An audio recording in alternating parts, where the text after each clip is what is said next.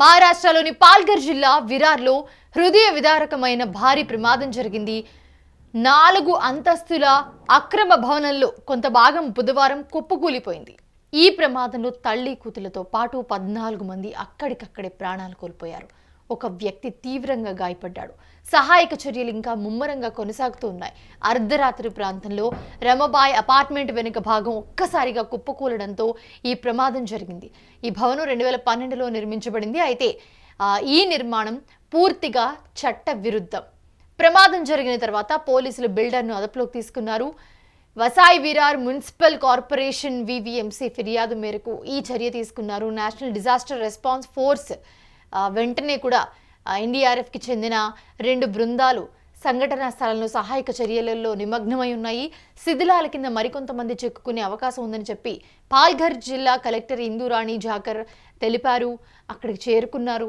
అక్కడ అంతా కూడా సమీక్షించారు. ప్రమాదంలో ఇప్పటివరకు 17 మందిని గుర్తించామని, ఇందులో 14 మంది మరణించగా 1 గాయపడగా 2 సురక్షితంగా ఉన్నట్లుగా బయటికి తీసుకొచ్చినట్లుగా పేర్కొన్నారు. ప్రస్తుతం సహాయక పనులు శరవేగంగా జరుగుతున్నాయని వివిఎంసి అసిస్టెంట్ కమిషనర్ గిల్సన్ గోన్సల్వేస్ తెలిపారు. 2012లో నిర్మించిన రమాబాయ్ అపార్ట్మెంట్లో మొత్తం 50 ఫ్లాట్స్ ఉన్నాయి. కుప్పకూలిపోయిన భాగంలో 12 అపార్ట్మెంట్లు ఉన్నాయని జిల్లా విపత్తు నిర్వహణ అధికారి వివేకానంద్ కదం చెప్పారు.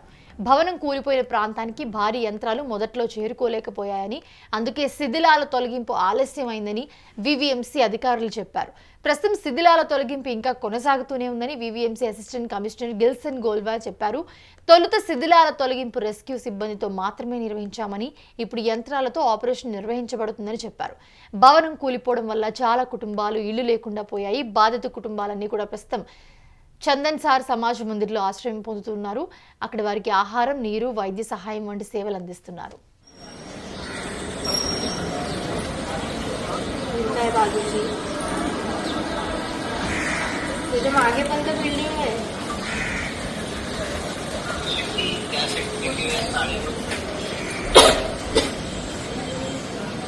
त्याला बोल तू बायला पाठवून बायला